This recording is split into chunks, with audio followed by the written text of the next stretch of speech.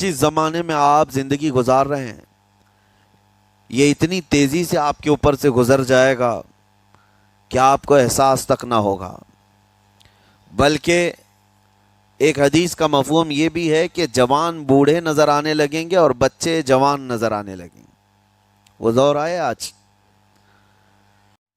اللہ تعالیٰ یوں فرماتا اقترب للناس حسابهم، لوگوں کے حساب کا وقت قریب آ چکا، وہم فی غفلت معرضون، اور وہ اترائے ہوئے غفلت میں پڑے ہوئے ہیں، منہ پھیرے ہوئے ہیں۔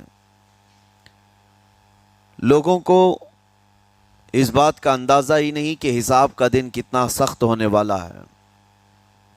میرے عزیزو، جب نبی پاک صلی اللہ تعالیٰ علیہ وسلم نے یہ ارشاد فرمایا کہ میں اور قیامت ایسے ہیں جیسے دو انگلیاں قریب ہیں، 1400 سال پہلے رسول پاک صلی اللہ علیہ وسلم نے یہ فرمایا تھا کہ قیامت اتنی قریب ہے جتنا دو انگلیاں قریب ہیں۔ اور اب کے زمانے میں تو قیامت کے سلسلے میں جو حضور پاک صلی اللہ تعالیٰ علیہ وسلم نے نشانیاں بتائی تھی وہ تقریباً پوری ہو گئیں، بڑی نشانیوں کو چھوڑ کر۔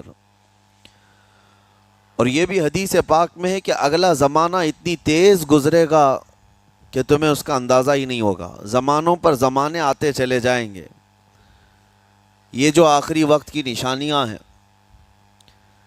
میں صرف مختصر سا ایک پیغام دوں گا۔ شعبان کا مہینہ ہے، یہ رسول پاک صلی اللہ تعالیٰ علیہ وسلم کا مہینہ ہے، اور رمضان کے بعد سب سے زیادہ حضور پاک صلی اللہ تعالیٰ علیہ وسلم کو روزے کی حالت میں کسی مہینے میں دیکھا گیا تو شعبان کا مہینہ۔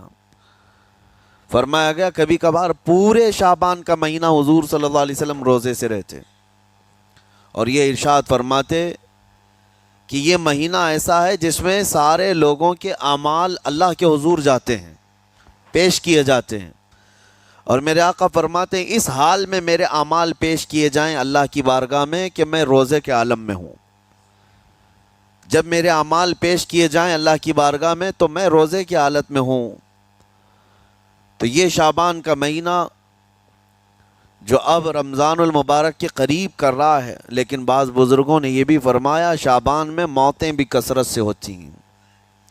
لوگوں کا یہاں پر حساب کتاب 15ویں شعبان کو جو اب شب برات آنے والی ہے لکھ دیا جاتا ہے، سال بھر میں کیا کیا ہونے والا ہے، کتنے لوگ جانے والے ہیں۔ کئی لوگوں کی کتابیں بند کر دی جاتی ہیں۔ حدیث پاک میں یہ بھی ہے کہ فیصلہ اللہ تعالیٰ فرشتوں کے حوالے فرما رہا ہوگا، حالانکہ جب ہم ماں کے پیٹ میں تھے تبھی لکھ دیا گیا ہے کہ کتنی عمر ہے، لیکن فرشتوں کو جو ٹرانسفر کیا جاتا ہے سال میں ایک مرتبہ، اگلے سال ان کا کیا کیا ہونا ہے۔ اور حدیث میں ہے کسی کے متعلق فرشتوں کو یہ کہا جا رہا ہوگا کہ فلاں 1 مہینے بعد، 2 مہینے بعد، 1.5 مہینے کے بعد اس کی فلاں وجہ سے موت آئے گی، لیکن وہ بندہ شادی کی تیاری کر رہا ہوگا، وہ بندہ جس کی موت کا آرڈر جاری ہو چکا ہے، فرشتے لے چکے ہیں، وہ اپنے کاروبار کے اور اپنے گھر بار کے بنانے میں مصروف ہوگا، اسے اندازہ تک نہیں ہوگا کہ شعبان کے اس مہینے میں اس کی موت کا پروانہ نکل چکا ہے۔ اسی لیے میں عرض کر رہا ہوں قرآن کی آیت اقترب للناس حسابهم وهم فی غفلت معرضون، اللہ فرماتا ہے لوگوں کا حساب بہت قریب آ چکا جبکہ وہ غفلت میں پڑے ہوئے ہیں۔ اب جس زمانے میں آپ زندگی گزار رہے ہیں یہ اتنی تیزی سے آپ کے اوپر سے گزر جائے گا کہ آپ کو احساس تک نہ ہوگا۔ بلکہ ایک حدیث کا مفہوم یہ بھی ہے کہ جوان بوڑھے نظر آنے لگیں گے اور بچے جوان نظر آنے لگیں گے۔ وہ دور آئے آج۔ بچے تو ہمارے جوان ہو ہی چکے ہیں، جو 6 سال کے بچے ہیں، 5 سال کے بچے ہیں، جن کو حقیقت میں بچہ کہا جاتا تھا، اب کے زمانے میں وہ بچے ہی نہیں رہ گئے۔ 8 سال کے بچے وہ بچے ہی نہیں رہ گئے۔ ساری اسکولوں کے حالات ہمارے پاس آئے دن نئی نئی خبریں آتی ہیں۔ 3ری جماعت کا، 4تھی کلاس کا بچہ خطرناک قسم کے نشوں میں مبتلا ہے جو بڑے بڑے جوان بھی نہیں کیا کرتے تھے۔ تو بچہ کہاں رہا؟ حضور پاک صلی اللہ تعالیٰ علیہ وسلم نے فرمایا تھا بچے جوان لگیں گے اور جوان بوڑھے، اور جوانوں کی حالت یہ ہے کہ سارے مزے اپنے بچپن میں اتنے کر لیے کہ جوانی میں طاقت ہی ختم ہو گئی۔ 25 سال کی عمر میں ایسے لگتے ہیں جیسے کہ بوڑھاپا آ گیا، کمزوریاں آ گئیں۔ 30 سال پہلے کے دور میں 40 سال کو بھی جوانی کہا جاتا تھا، اب کے دور میں 40 سال تو بڑھاپا ہو گیا۔ 30 سال کی عمر کے بعد آج کے نوجوانوں کے جواب دینے لگ جاتے ہیں۔ اس کی وجہ یہ ہے کہ بچپن میں اپنے آپ کو برباد کر لیا، بچپن میں اپنے آپ کو ختم کر لیا، تو جو بچپنا تھا اس کو جوانی میں بتا دیا، اور جو جوانی ہے وہ بڑھاپے میں۔ اور جو بوڑھے اصل بوڑھے ہیں جن کو 60-70 سال کی عمر ملی ہوئی ہے، یہ اللہ تعالیٰ کی طرف سے ان کے لیے نعمت ہے۔ باقی قیامت کے قریب جو حالات ہیں وہ اس طرح کے ہیں۔ اور مزید میں آپ کو یہ بھی بتا دوں کہ زمانہ ترقی کرتے کرتے تمہیں ایسا سست اور کاہل بنا دے گا کہ تم کوئی کام کے لائق بھی نہیں رہ جائیں گے۔ بہت ساری چیزیں ہم سے رخصت ہو رہی ہیں، ہمیں اندازہ بھی نہیں۔ ابھی کل ہی میں ذکر کر رہا تھا، ابھی 10 سال پہلے 20 سال پہلے جو چیزیں ہمارے آنکھوں کے سامنے موجود تھی وہ اب غائب ہو چکی ہیں۔ خالی وقت اسے ملے تو نشہ بھی یاد آ جائے، خالی وقت اسے ملے تو عورتوں کی طرف میلان بھی بڑھ جاتا ہے، خالی وقت اسے ملے تو اس کو دولت لٹانے اور عیاشی کرنے کی فکر بھی سوار ہونے لگتی ہے۔ اپنے آپ کو کسی چیز میں مصروف کر لے، اور سب سے بہترین مصروفیت کیا ہے؟ اللہ اور اس کے رسول کا ذکر پاک ہے۔ یہ سب سے بہترین مصروفیت ہے کہ تم نے اپنے آپ کو اس میں مصروف کر رکھا تو اللہ تعالیٰ دنیا کی تمام مصروفیتوں سے تمہیں آزاد کر دے گا، برائیوں سے آزاد کر دے گا۔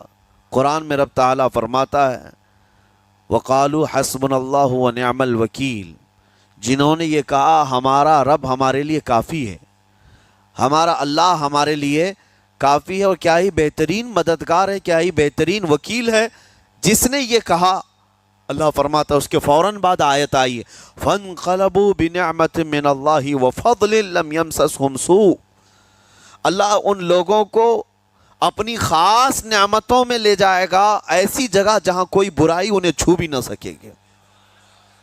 جنہوں نے اللہ کی بارگاہ میں یہ کہا حسبنا اللہ ونعم الوکیل، آگے بھی ہے دوسری آیت ہے نعم المولا ونعم النصیر، جس نے یہ کہا اللہ فرماتا ہے ان بندوں کو اللہ اپنی خاص نعمتوں میں لے جائے گا اور فضل میں لے جائے گا، ایسی جگہ لم یمسسہم سوء، جہاں انہیں کوئی برائی چھو بھی نہ سکے گی، کوئی برائی نہ آ سکے گی۔ اسی لیے کثرت سے اپنے آپ کو مصروف رکھو۔ یہ جو محافل ہماری ہو رہی ہیں اللہ کرے کہ ہمیشہ قائم رہیں۔ ہم ہفتے میں 1 مرتبہ ذکر کی مجلس میں آتے ہیں اپنے دل کو اللہ تعالیٰ کی یاد سے معمور کرنے کے لیے۔ ویسے کھانا تو دن میں 3 مرتبہ اور کوئی تو 5 مرتبہ کھاتے ہیں۔ اپنے جسم کا بھرپور خیال رکھا جاتا ہے، ہماری روح کے خیال کے لیے ان مجلسوں میں آنا ضروری ہے۔ یہ مجلسوں کی پابندیاں، اور اگر آپ اس کو ہی یہ سمجھ کر نہ چلیں کہ ہم نے ایک بار ہفتے میں ذکر کر لیا تو اب کافی ہے۔ ہماری گاڑی بھی جو ہے پیٹرول بار بار مانگتی ہے، اس کو جس طرح سے چلاتے ہیں اس طرح سے اس کی خواہش بھی ہے۔ روزانہ گاڑی کو اگر کہیں کھڑی کر رکھیں تو زیادہ پیٹرول نہیں لگے گا، لیکن چلتی رہے تو بار بار پیٹرول کی ضرورت ہے۔ ہم میں سے ابھی کوئی ایسا نہیں ہے جو بستر پر پڑا ہوا ہے، ہر کوئی چل رہا ہے، پھر رہا ہے، دنیا میں مصروف ہے۔ تم اپنے کھانے پانے بھی کر رہے ہو، لوگوں سے ملاقات بھی کر رہے ہو، اس کا مطلب ہے تمہاری گاڑی چل رہی ہے اور اس کو پیٹرول بار بار چاہیے۔ اور یہی جو ایندھن ہے، یہ پیٹرول ہے، اس کا کام یہ اللہ تعالیٰ کا ذکر کرتا ہے۔ تمہارے جسم کو بیلنس رکھنے کے لیے، تمہاری فکروں کو بیلنس رکھنے کے لیے، تمہارے دماغ کو صحیح سلامت ایک نہج پر رکھنے کے لیے یہ ذکر کی محافل قوت دیتی ہیں۔ اگر اس ہفتے میں آپ نے ذکر کیا نہیں ہوا تو آپ اپنے ہی گھر پر سونے سے قبل بستر پر بیٹھ کر کیوں اللہ کا ذکر نہیں کر لیتے؟ 5 منٹ 10 منٹ اس مولا کو پکار کر کے سونے میں کیا حرج ہے؟ لوگ موبائل دیکھتے، گانے سنتے، فلمیں دیکھتے ہوئے سو جاتے ہیں، لیکن اللہ رب العزت کو یاد کر کے سونے والا، میرے عزیزو، قرآن میں مولا فرماتا ہے فَاذْكُرُونِي أَذْكُرْكُمْ، اس کا وعدہ ہے تم مجھے یاد کرو میں تمہیں یاد کروں گا۔ اور اس کی تفسیر میں اللہ تعالیٰ کے اس قول میں، اس فرمان کی تفسیر میں بزرگوں نے فرمایا اللہ کیسے یاد کرتا ہے بندے کو؟ اللہ بندے کو کیسے یاد کرتا ہے؟ جب تم اس کی یاد میں مصروف رہے، اپنے آپ کو بزی کر رکھا، اللہ تمہیں کیسی جگہ یاد کرتا ہے؟ فرماتے ہیں مفسرین کہ بندہ تو لوگوں میں اللہ کو یاد کیا، اور اللہ بندے کو فرشتوں میں یاد کرتا ہے۔ فرشتوں کے درمیان تمہارا ذکر ہونے لگتا ہے کہ فلاں کا بیٹا فلاں آج میرا ذکر کر رہا تھا۔ آج محفل ذکر سے جتنے نکلیں گے اللہ کریم ہمارا ذکر فرشتوں میں ضرور فرمائے گا، فرشتوں میں ضرور ذکر ہوگا کہ فلاں بندہ آج ذکر میں مشغول تھا۔ اور پھر یہ بھی فرمایا بزرگوں نے، مفسرین نے، کہ اللہ تعالیٰ وہاں یاد کرتا ہے جہاں فرشتے ہوں، فرشتوں کی محفل میں تمہارا ذکر۔ اور اس کے علاوہ یہ بھی فرمایا گیا کہ تم دنیا میں زندگی میں اسے یاد کرتے تھے، اور وہ تمہیں مرنے کے بعد قبر میں یاد کرے گا۔ جب دنیا تمہیں چھوڑ دیتی ہے تب اللہ تعالیٰ تمہیں یاد فرماتا ہے۔ فَاذْكُرُونِي أَذْكُرْكُمْ کا مطلب یہ ہے وہ تمہیں یاد فرمائے گا، لیکن اس کے لیے کثرت سے تم اللہ کو یاد کرو، اللہ کو یاد کرو۔ تو بہرحال میرے عزیزو، قیامت کی نشانیاں جو ہم نے آج مختصر آپ کے سامنے رکھی، وہ بہت تیزی سے تمہارے سروں پر آ رہی ہیں، اور تمہارے ہاتھوں سے بہت سارے کام اب چھن جائیں گے۔ ابھی آپ ترقیات میں خوشی سے بات کرتے ہوئے بیٹھتے ہیں نا، ڈسکس کرتے رہتے ہیں کہ سنا ہے ایسی کار آ رہی ہے کہ وہ اب بغیر ڈرائیور کے چلے گی، روبوٹ سے چلے گی۔ اس کو تو ہم خوشیوں میں ڈسکس کرتے ہیں کہ اچھا ایسا ہونے والا ہے۔ پہلے ایسا تھا کہ موبائل آپ بٹن کے دباتے تھے، کسی نے اگر خبر کر دیا کہ نہیں بعد میں صرف ٹچ کرنے سے آتا ہے تو آپ کہتے اچھا ایسا بھی آنے والا ہے۔ لیکن آپ کوئی کہے تو آپ کو کوئی تعجب نہیں، ٹچ اسکرین، کوئی تعجب کی بات نہیں، بنا ڈرائیور کے گاڑیاں آ جائیں گی۔ اس طرح ہوتے ہوتے نظام زندگی اس قدر بدل جائے گا، اس قدر بدل جائے گا۔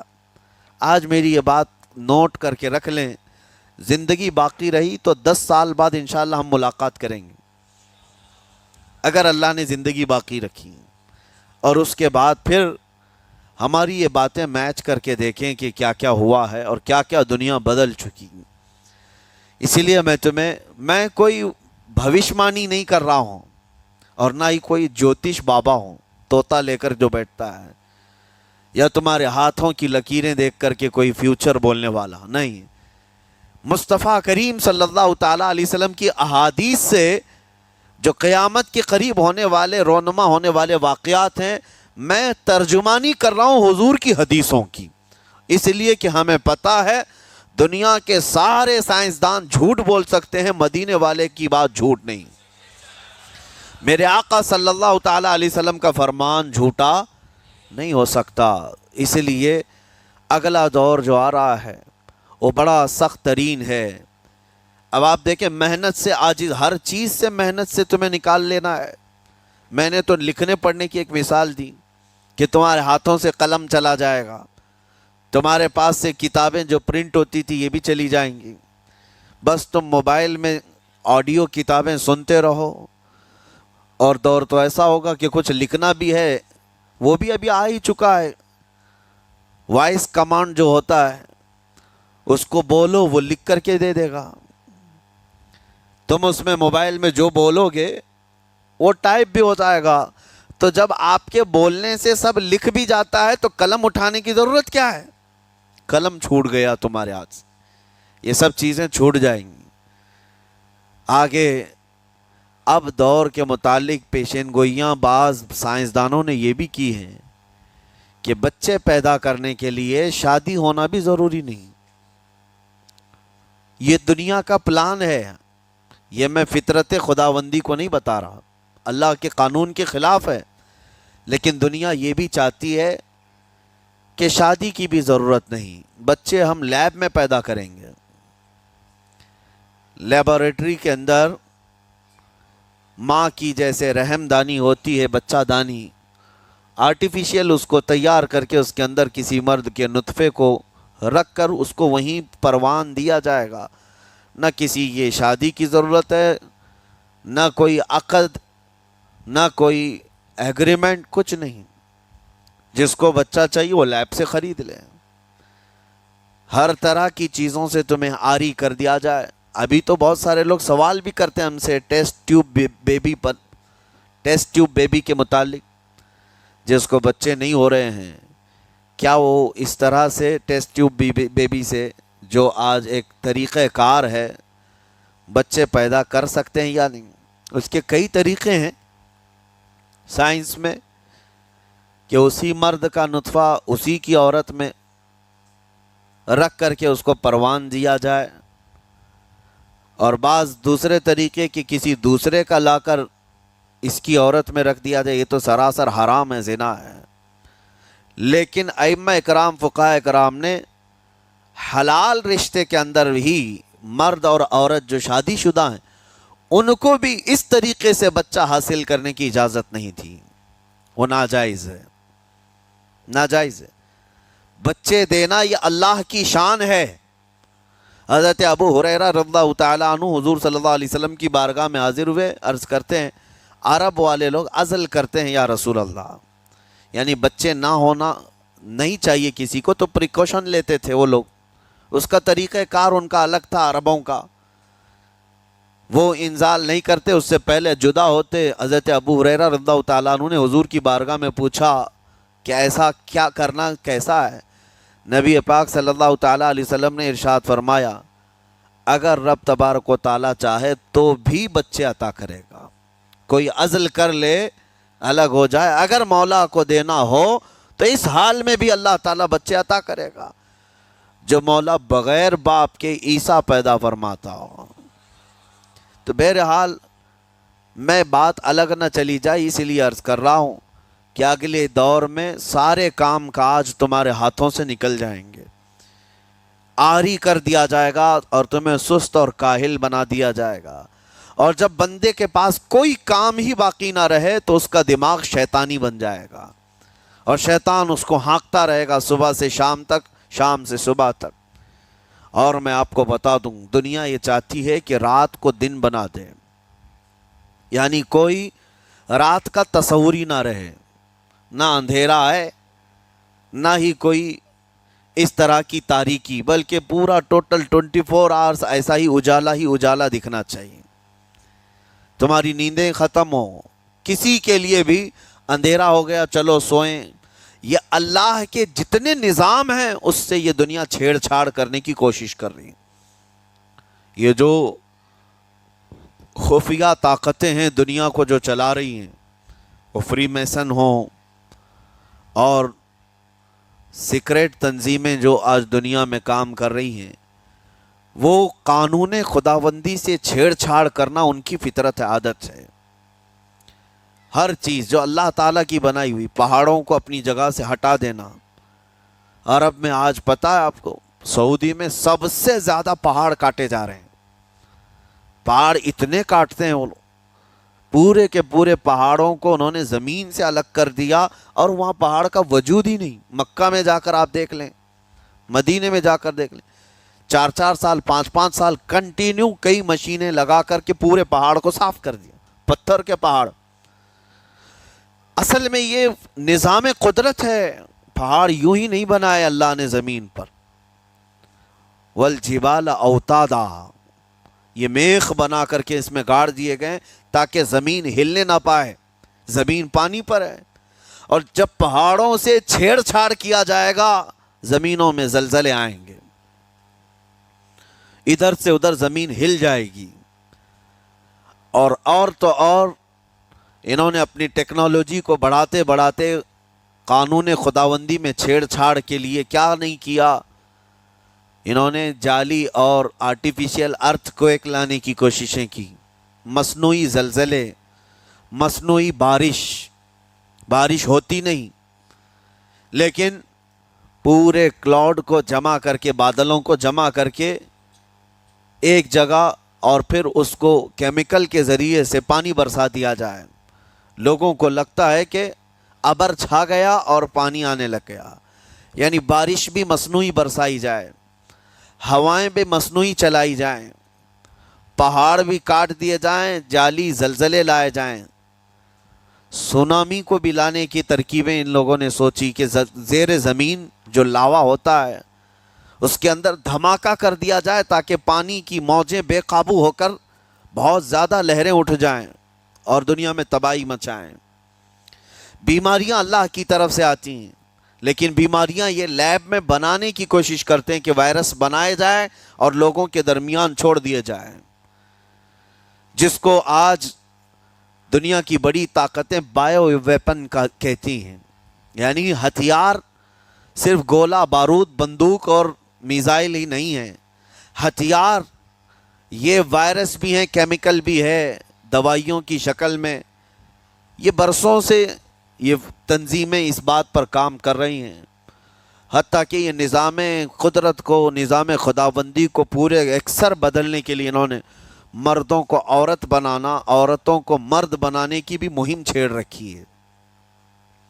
ٹرانسجینڈر، ان سب کو خاص قانونی حق دیا جائے گا، اور مرضی سے آدمی اپنے جینڈر کو، اپنی جنس کو چینج کروا لے. یہ قانون خداوندی میں چھیڑ چھاڑ ہے نہیں. اور انسان کو جس کام کے لیے پیدا کیا گیا تھا اس کام سے اس کو عاری کر دیا جائے، کاہل بنا دیا جائے. اسی لیے دیکھیں، وہ رحمان مولا چاہے تو تمہیں گھر میں بٹھا کر خوب رزق دے. وہ غفار ہے جو چونٹیوں کو اپنے سوراخ میں رزق دیتا ہے، مچھلیوں کو پانی کے اندر رزق دیتا ہے. وہ اشرف المخلوقات کو کیوں نہیں کھلائے گا؟ لیکن اس کا حکم یہ ہے، قُضِ اِذَا قُضِيَتِ الصَّلَاةُ فَانْتَشِرُوا فِي الْأَرْضِ، جب نماز پڑھ لو تو زمین میں پھیل جاؤ اور اللہ کا رزق ڈھونڈو. یہ نہیں کہ گھر میں بیٹھ کر کے تم پکارتے رہو رزق آ جا، رزق آ جا، رزق آ جا. یہ نہیں ہے. تمہیں کیوں؟ تم کاہل اور سست نہ بنو. تمہیں فرمائے گا ہاتھ پیر چلاؤ. نبی پاک صلی اللہ تعالیٰ علیہ وسلم نے ارشاد فرمایا، دنیا کا سب سے بہترین رزق وہ ہے جو اپنے ہاتھوں کی کمائی، محنت سے.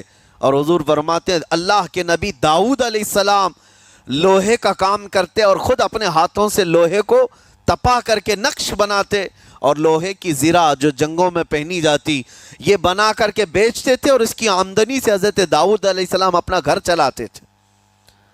حضرت ادریس علیہ السلام کپڑے سلتے تھے، درزی کا کام کرتے اور اپنا گھر چلاتے.